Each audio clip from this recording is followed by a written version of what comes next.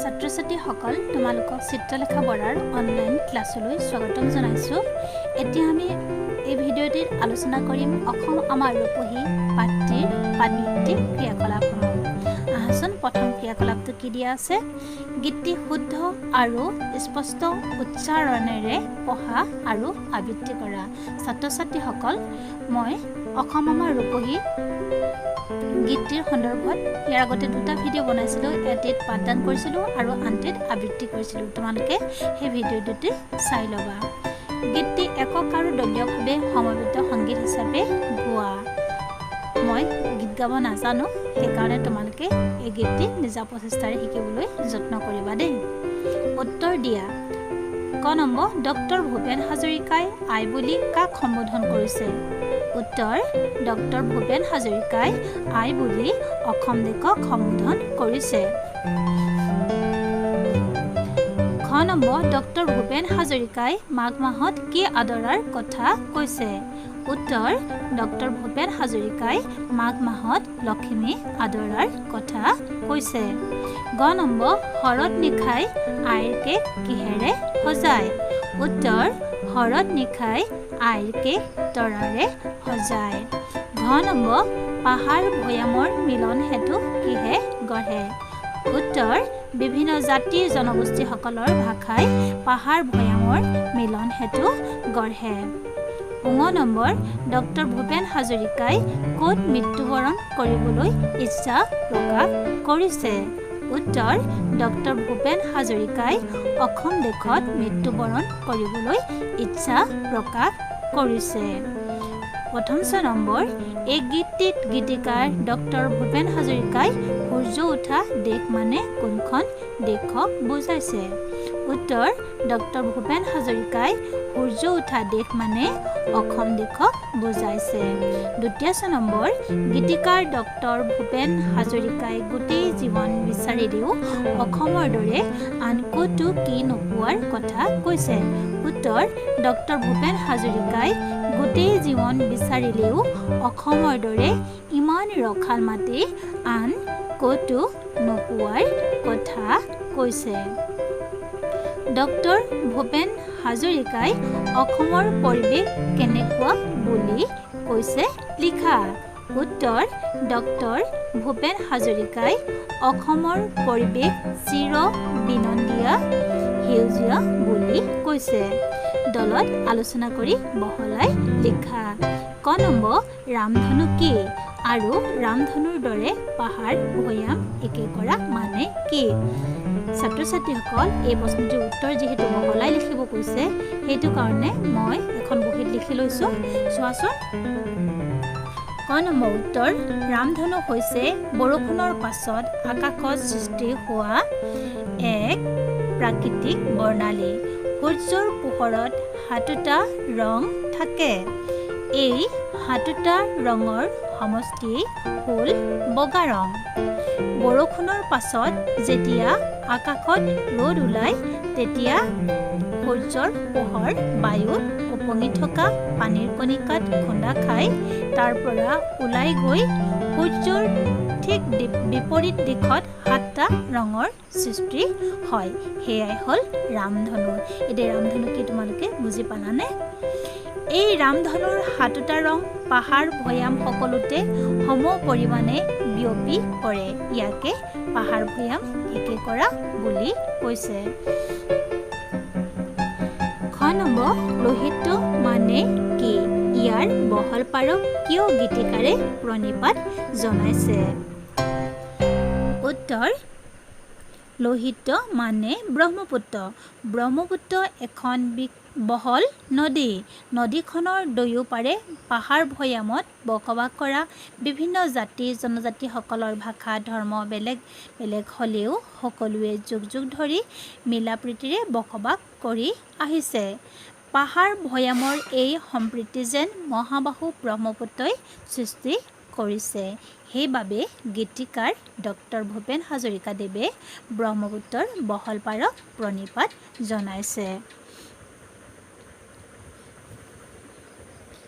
গীতটিৰ মূল কথাখিনি কোৱা আৰু লিখা। ছাত্ৰ-ছাত্ৰীসকল, এই প্ৰশ্নটিৰ উত্তৰ তোমালোকে নিজে কৰিবলৈ যত্ন কৰিবা। মই আগতে দিয়া ভিডিঅ'টো চাবা, পাঠদান কৰা ভিডিঅ'টো চাবা আৰু সেই ভিডিঅ'টো চাই তোমালোকে গীতটিৰ মূল কথাখিনি নিজে ক'বলৈ আৰু লিখিবলৈ যত্ন কৰিবা। উত্তৰ দিয়া। গীতটিত ম আখৰটো 20 বাৰ ব্যৱহাৰ হৈছে। ৰ আখৰটো কেইবাৰ ব্যৱহাৰ হৈছে? কি কৈছে? অসম আমাৰ ৰূপহী গীতটোত ম আখৰটো 20 বাৰ ব্যৱহাৰ হৈছে। ঠিক তেনেকৈ ৰ আখৰটো কেইবাৰ ব্যৱহাৰ হৈছে লিখিবলৈ কৈছে। তোমালোকে গীতটিত চাবা আৰু নিজেই লিখিব যত্ন কৰিবা।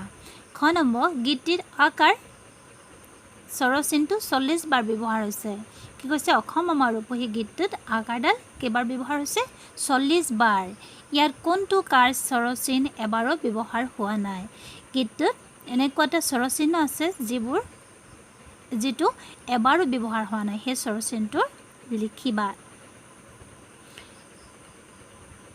গ নম্বৰ, গীতটিত থকা ৰ আৰু ৰে শেষ হোৱা শব্দবোৰ লিখা। ৰে শেষ হোৱা শব্দবোৰ চাওঁ আহাচোন। আমাৰ এটা কৈ দিয়া আছে। দেশৰ, তোমাৰ, দিশৰ, সোণৰ, মনৰ, ভাষাৰ, মধুৰ, পাহাৰ, ৰূপৰ। ৰে শেষ হোৱা হৈ ঘূৰে, তৰাৰে, আমাৰে, হাতেৰে, আইৰে, আদৰে, ভাষাৰে, ভাৰতৰে, লোহিতৰে, মৰমবোৰে। খ নম্বৰ, ভাষা অধ্যয়ন ব্যৱহাৰিক ব্যাকৰণ। গীতটিৰ পৰা কাৰ স্বৰচিন যোগ হৈ ৰূপৰ পৰিৱৰ্তন ঘটা আখৰবোৰ বিচাৰি উলিয়াই লিখা আৰু সেইবোৰত কি কি কাৰ স্বৰচিন যোগ হৈছে ভাঙি দেখুওৱা। কি কৈছে? গীতটিৰ পৰা কাৰ স্বৰচিন যোগ হৈ ৰূপৰ পৰিৱৰ্তন মানে আখৰটো দেখিবলৈ বেলেগ হৈ যোৱা, ৰূপৰ পৰিৱৰ্তন ঘটা আখৰবোৰ বিচাৰি উলিয়াই লিখিবলৈ কৈছে আৰু সেইবোৰত কি কি কাৰ স্বৰচিন যোগ হৈছে ভাঙি দেখুওৱা। যেনে এটা আমাক কৰি দেখুৱাইছে নহয়নে? ৰূপহী। ইয়াত স্বৰচিন যোগ হৈ ৰূপ সলনি হোৱা শব্দটো হৈছে ৰু, হয়নে? ৰু। ৰত দীৰ্ঘকাৰে ৰু, ৰ যোগ দীৰ্ঘকাৰ। ঠিক তেনেকৈ আন এটা শব্দ মহুৰা। ইয়াত ৰূপ সলনি হোৱা শব্দটো হৈছে হু, হত হচৌকাৰে হু, হ যোগ হচৌকাৰ। আৰু এটা শব্দ গুণৰো। ইয়াত ৰূপ সলনি হোৱা শব্দটো কোনটো? গয়ু গু, নহয়নে? গয়ু গু, গত হচৌকাৰে গু, গ যোগ হচৌকাৰ। আৰু তেনেকুৱা শব্দ আছে যদি চাবাচোন, তোমালোকে নিজে লিখিবা দেই। গীতটিত থকা যুক্তাক্ষৰযুক্ত শব্দবিলাকৰ যুক্তাক্ষৰবোৰ ভাঙি দেখুওৱা আৰু সেইবোৰৰ প্ৰতিটোৰে দুটাকৈ নতুন শব্দ লিখা। যেনে বিনন্দীয়া। এই বিনন্দীয়া শব্দটোৰ যুক্তাক্ষৰ হৈছে নয়দয়ান্দ, নহয়নে বাৰু? নয়দয়ান্দ, ন যোগ দ, আনন্দ সুন্দৰ। ঠিক তেনেকৈ আন এটা শব্দ জন্ম। ইয়াত যুক্তাক্ষৰ হৈছে নয়ময়ান ম, হয়নে? নয়ময়ান ম, ন যোগ ম, মৃন্ময় তন্ময়। উদাহৰণত দেখুওৱাৰ দৰে শব্দ গঠন কৰা। ক নম্বৰ, উদাহৰণ ৰূপ, ৰূপহী, কাঁহ, কাঁহী। এই শব্দ দুটাত আমি কি দেখিছোঁ আৰু? শেষৰ শব্দটোত দীৰ্ঘৰিকাৰ যোগ হৈছে নহয়নে বাৰু? ৰূপ, ৰূপহী, কাঁহ, কাঁহী। এতিয়া আমি কপাহত কি কৰিব লাগিব? শেষৰ আখৰটোত দীৰ্ঘৰিকাৰ যোগ কৰিব লাগিব নহয়নে বাৰু? কপাহী, চেনে, চেনেহী। বাঁহ, বাঁহনি। এই বাঁহ শব্দটোৰ লগত কিন্তু দীৰ্ঘৰিকাৰ যোগ নহয় দেই। এইটো বাঁহ বুজাইছে নহয়নে? বাঁহনি হচৰিকাৰহে যোগ হয়। খ নম্বৰ, উদাহৰণ ৰস, ৰখাল। শেষৰ আখৰটোত আকাৰ আৰু ল যোগ হৈছে নহয়নে? ঠিক আমি তলত দিয়া শব্দবোৰ তেনেকৈ কৰিব লাগিব। জীপ, জীপাল, তেজ, তেজাল, নোম, নোমাল, কোব, কোবাল। গ নম্বৰ উদাহৰণ সোণ, সোণালী। এই শব্দটোৰ লগত, মূল শব্দটোৰ লগত এইটো শব্দৰ কি পাৰ্থক্য আছে? এই শব্দটোৰ পাছত কি হৈছে? শেষৰ শব্দটোৰ লগত আকাৰ যোগ হৈছে আৰু ল দীৰ্ঘইকাৰে লি যোগ হৈছে, আলি যোগ হৈছে নহয়নে? এতিয়া পাছৰ শব্দবোৰ আমি তেনেকৈ কৰিব লাগিব। ৰূপ, ৰূপালী, জোন, জোনালী, ৰং, ৰঙালী, ভোগ ভোগালী। ঘ নম্বৰ উদাহৰণ বিনন্দ বিনন্দীয়া। এই আখৰটোৰ মূল আখৰটোৰ লগত কি যোগ হৈছে? দীৰ্ঘ ইকাৰ আৰু অন্ত্যেষ্ঠ ইয়াতকে ইয়া। আমাক তলত দিয়া শব্দবোৰ আমি তেনেকৈ দীৰ্ঘ ইকাৰ আৰু অন্ত্যেষ্ঠ ইয়াতকে ইয়া যোগ কৰিব লাগিব। দুখ দুখীয়া, নিয়ম নিয়মীয়া, চহৰ চহৰীয়া, নগৰ নগৰীয়া। দলগতভাৱে আলোচনা কৰি একে অৰ্থ প্ৰকাশ কৰা শব্দ সমাৰ্থক লিখা। একে অৰ্থ প্ৰকাশ কৰা শব্দবোৰক সমাৰ্থক শব্দ কয় দেই। উদাহৰণত দিয়া আছে এটা উদাহৰণ সূৰ্য। সূৰ্যক আন কি নামেৰে জনা যায় জানো আহাচোন। সূৰ্যক বেলি, ৰবি, ভাস্কৰ, তপন, ভানু, অৰুণ, দিবাকৰ, দিনমণি। আমি সাধাৰণতে সূৰ্যটোক বেলি বুলি কওঁ নহয়নে বাৰু। এতিয়া আমি নতুন নতুন শব্দবোৰ শিকিলোঁ নহয়নে বাৰু। তোমালোকে মনত ৰখাবা দেই এই শব্দবোৰ। পদুম, পদুম মানে পদুম ফুল দেখিছাই তোমালোকে নহয়নে বাৰু। পদুম ফুলক আন কি নামেৰে জনা যায় জানো আহাচোন। পদ্ম, কমল, শতদল, পংকজ। ঘৰ বাসস্থান, ভৱন, নিলয়, আলয়, আৱাস। আকাশ, আকাশখনক কি নামেৰে জনা যায় জানো আহাচোন। অম্বৰ, বোম, গগন, নীলিমা। বায়ু, পৱন, সমীৰণ, মলয়, অনিল। পৃথিৱী, ধৰিত্ৰী, ধৰণী, ধৰা, মেদিনী। ছাত্ৰ ছাত্ৰীসকল, এই যে শব্দবোৰ দেখিছা এই শব্দবোৰ বুজোৱা। মই যিকেইটা শব্দ লিখিলোঁ সমাৰ্থক শব্দ লিখিলোঁ তাৰ উপৰি বহুতো শব্দ আছে। তোমালোকে ইয়াৰ লগত সংযোগ কৰিবলৈ আৰু শব্দ সংযোগ কৰিবলৈ যত্ন কৰিবা দেই। তলৰ শব্দবোৰৰ বিপৰীত অৰ্থ প্ৰকাশক শব্দবোৰ গীতটিত আছে। তাৰ পৰা বিচাৰি উলিয়াই লিখা। কি কৈছে? তলৰ শব্দবোৰৰ বিপৰীত অৰ্থ বুজোৱা শব্দবোৰ অসম আমাৰ ৰূপহী গীতটিত আছে। তাৰ পৰা বিচাৰি উলিয়াই লিখিবলৈ কৈছে। যেনে আৰম্ভণি, শেষ। বিচ্ছেদ, বিচ্ছেদ মানে পৃথক হৈ যোৱা, বেলেগ হৈ যোৱা, আঁতৰি যোৱা। বিচ্ছেদৰ বিপৰীত শব্দটো হ'ব মিলন। নিৰস, যাৰ ৰস নাই। ৰসাল, কুৰূপা, যি দেখিবলৈ বেয়া। বিপৰীত শব্দটি হ'ব ৰূপহী। ঠেক, বহল, অনাদৰ। আদৰ হ'ব দিৱস, দিৱস মানে দিন। দিনৰ বিপৰীত শব্দ হ'ব দিৱসৰ বিপৰীত শব্দ হ'ব ৰাতি। পশ্চিম, পূব। তলৰ অংশ দুটা আঁচ টানি মিলোৱা। যি চিত্ৰ আঁকে, চিত্ৰকৰ। যি ৰসেৰে পৰিপূৰ্ণ, ৰসাল। যি সোণৰ নিচিনা বৰণৰ, সোণালী। যি গীত লিখে তেওঁ হ'ব গীতিকাৰ। তলৰ শব্দবোৰেৰে বাক্য সাজা। অলেখ, ডক্টৰ ভূপেন হাজৰিকাই অলেখ গীত ৰচিছিল। আদৰ, অতিথিক আমি আদৰ কৰিব লাগে। পৰিৱেশ, পৰিৱেশে আমাৰ জীৱনত বহুতো প্ৰভাৱ পেলায়। সমাৱেশ, অসম বহুতো কৃষ্টি সংস্কৃতিৰ সমাৱেশস্থলী। বিনন্দীয়া, অসমৰ সেউজীয়া পৰিৱেশ অতি বিনন্দীয়া। গ নম্বৰ জ্ঞান সম্প্ৰসাৰণ। অসম আমাৰ ৰূপহীত থকা আখৰকেইটাৰ সহায়ত নতুন শব্দ গঠন কৰা। যিটো আখৰৰ লগত যিটো কাৰ চিনযুক্ত হৈ আছে তেনেকৈয়ে থাকিব আৰু এটা শব্দত কোনো আখৰ এবাৰতকৈ বেছি ব্যৱহাৰ হ'ব নোৱাৰিব। কি কৈছে? অসম আমাৰ ৰূপহীত থকা আখৰকেইটাৰ সহায়ত নতুন শব্দ গঠন কৰা। যিটো আখৰৰ লগত যিটো স্বৰচিনযুক্ত হৈ আছে তেনেকৈয়ে থাকিব আৰু এটা শব্দৰ কি হৈছে কোনো আখৰ এবাৰতকৈ বেছি ব্যৱহাৰ হ'ব নোৱাৰিব। যেনে ৰূপ, অৰূপ, ৰূপম। মা, মাহী, মহী। পৰ, পৰ, পৰম, পৰমা। মৰ, অমৰ, সমৰ। ইয়াত কি হৈছে? এটা শব্দত এটা আখৰ এবাৰতকৈ বেছিকৈ ব্যৱহাৰ নাই হোৱা নহয়নে বাৰু। ঠিক এই দুটা আমি কৰিবলৈ যত্ন কৰোঁ আহাচোন। বা, বাহি, বহি। ল, লক্ষী, লগী। জন্ম ল'লোঁ ইয়াতেই, ইয়াতে যেন মৰোঁ বুলি ডক্টৰ ভূপেন হাজৰিকাই কামনা কৰাৰ দৰে কবি নলিনীবালা দেৱীয়েও তেওঁৰ জন্মভূমি নামৰ কবিতাটোত নিজৰ জন্মভূমিতে মৰাৰ কথা লিখিছে। সেই কবিতাটো সংগ্ৰহ কৰি পঢ়ি চোৱা। কি কৈছে? জন্ম ল'লোঁ ইয়াতে ইয়াতে যেন মৰোঁ বুলি ডক্টৰ ভূপেন হাজৰিকাই যিদৰে ইচ্ছা প্ৰকাশ কৰিছে, ইয়াতে জন্ম লৈ ইয়াতে মৰিবলৈ, ঠিক তেনেকৈ কবি নলিনীবালা দেৱীয়েও তেওঁৰ জন্মভূমি নামৰ কবিতাটিত নিজৰ জন্মভূমিতে মৰাৰ কথা লিখিছে। সেই কবিতাটি সংগ্ৰহ কৰি পঢ়িবা। চিৰ বিনন্দীয়া তোমাৰ সেউজ পৰিৱেশ। অসমৰ চিৰসেউজ পৰিৱেশ এতিয়া আছেনে? যদি নাই তেনেহ'লে কেনেকৈ ই বিনষ্ট হ'ল? বৰ্তমান কি কৰিলে আমি আমাৰ পৰিৱেশ সেউজীয়া কৰি ৰাখিব পাৰিম?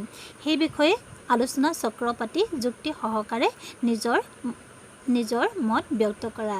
এতিয়া যিহেতু আলোচনা চক্ৰ পতাটো সম্ভৱ নহয়নে? আমি সকলোৱে নিজৰ নিজৰ ঘৰত সোমাই আছোঁ। সেইকাৰণে তোমালোকে এই যে প্ৰশ্নটি দিছে, অসমৰ চিৰসেউজ পৰিৱেশ এতিয়া আছেনে? যদি নাই তেনেহ'লে কেনেকৈ ই বিনষ্ট হ'ল? বৰ্তমান কি কৰিলে আমি আমাৰ পৰিৱেশ সেউজীয়া কৰি ৰাখিব পাৰিম? এই প্ৰশ্নকেইটাৰ উত্তৰ তোমালোকে ভাবিবা। ভাবি নিজেই নিজৰ মতটি বহীত লিখিবলৈ যত্ন কৰিবা। অসমৰ চিৰসেউজ পৰিৱেশ এতিয়া কিছু ম্লান পৰিছে, নহয়নে বাৰু? অসমত বসবাস কৰা ঘন জনবসতি হোৱা কাৰণে, নিজৰ বাসস্থানৰ কাৰণে মানুহে নিজৰ স্বাৰ্থৰ কাৰণে কি কৰিছে? গছ গছনি এফালৰ পৰা কাটি গৈছে, নহয়নে? যিমান ৰুইছে ৰোপণ কৰিছে তাতকৈ বেছি সংখ্যক গছ গছনি কাটিছে। তেনেকৈ অসমৰ চিৰসেউজ পৰিৱেশ ক্ৰমান্বয়ে বিনষ্ট হ'বলৈ ধৰিছে, নহয়নে? অসমৰ চিৰসেউজ পৰিৱেশ আমাৰ পৰিৱেশ সেউজীয়া কৰি ৰাখিবলৈ আমি কি কৰিব লাগিব? আমি গছ গছনি সংৰক্ষণ কৰিব লাগিব, নহয়নে বাৰু? বৃক্ষৰোপণ কৰিব লাগিব। ঠিক তেনেধৰণে তোমালোকে নিজৰ মতবিলাক কি আছে নিজৰ বহীত লিখিবা। জানো আহা, এইখিনি তোমালোকে নিজেই পঢ়িবলৈ যত্ন কৰিবা দেই। কি আছে? প্ৰকল্প অসম আমাৰ ৰূপহী এটি দেশপ্ৰেমমূলক গীত। ডক্টৰ ভূপেন হাজৰিকাই ৰচনা কৰা অন্য দুটি দেশপ্ৰেমমূলক গীত সংগ্ৰহ কৰি গোৱা, যেনে মহাবাহু ব্ৰহ্মপুত্ৰ। অসম আমাৰ ৰূপহী এটি দেশপ্ৰেমমূলক গীত। ডক্টৰ ভূপেন হাজৰিকাই ৰচনা কৰা অন্য দুটি দেশপ্ৰেমমূলক গীত সংগ্ৰহ কৰি তোমালোকক গাবলৈ কৈছে। মই কৈছোঁ মই গান গাব নাজানো, সেইকাৰণে তোমালোকক শিকাব নোৱাৰিম।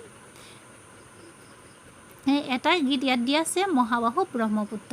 তেখেতৰ দেশপ্ৰেমমূলক বহুতো গীত আছে, নহয়নে বাৰু? বুকু হম হম কৰে, মানুহে মানুহৰ বাবে।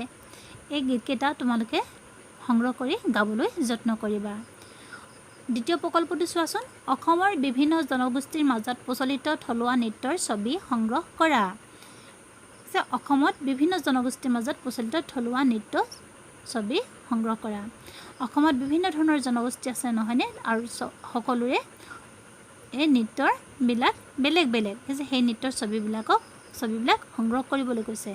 এতিয়া ছবিবোৰ এলবামত লগাই নৃত্যৰ নাম, কোন জনগোষ্ঠীৰ মাজত সেই নৃত্য প্ৰচলিত আৰু কোন উৎসৱৰ লগত জড়িত সেই বিষয়ে লিখি থোৱা। এই যে জনগোষ্ঠীসকলৰ নৃত্যবিলাক তোমালোকে বিভিন্ন ধৰণৰ কিতাপত পাবা আৰু কেলেণ্ডাৰত পাবা। সেই ছবিবোৰ সংগ্ৰহ কৰিবলৈ তোমালোকে নিজেই যত্ন কৰিব লাগিব। আৰু সেই ছবিবোৰ এলবামত লগাই নৃত্যৰ নাম, কোন জনগোষ্ঠীৰ মাজত সেই নৃত্য প্ৰচলিত আৰু কোন উৎসৱৰ লগত জড়িত সেই বিষয়ে তোমালোকে বিজ্ঞজনক সুধিবা, নহ'লে মোকো সুধিব পাৰা কমেণ্ট বক্সত কমেণ্ট কৰি।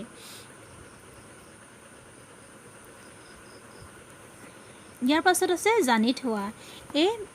এইখিনি তোমালোকে নিজে পঢ়িব যত্ন কৰিবা, পঢ়িব পাৰিবা।